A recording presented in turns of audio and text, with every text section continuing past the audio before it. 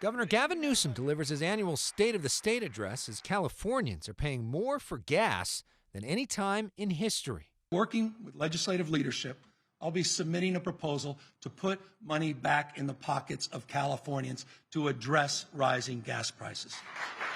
The governor's team saying they'd like to see billions in rebates. Every California car owner would be eligible, and undocumented drivers would be included.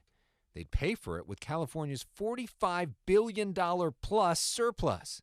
Emily Hoeven writes a daily newsletter for CalMatters, a nonpartisan journalistic nonprofit. I think there's a good chance it will go through in some form or another. Good evening.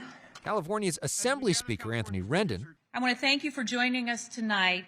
and Senate President Pro Tem Tony Atkins, both Democrats, seem more amenable to the idea of a rebate check than the governor's other idea, which he still backs.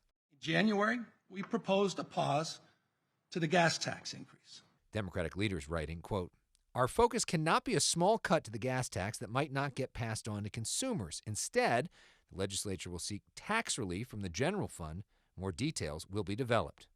People are hurting at the pump like today, right? Not a few months from now. They need help now. 100%. I think that's going to be the pushback that you're going to hear from a lot of lawmakers. Right now, every time you fill up, 18 cents a gallon goes to federal taxes, 10 cents to state and local taxes, and 51 cents a gallon goes to the state excise tax.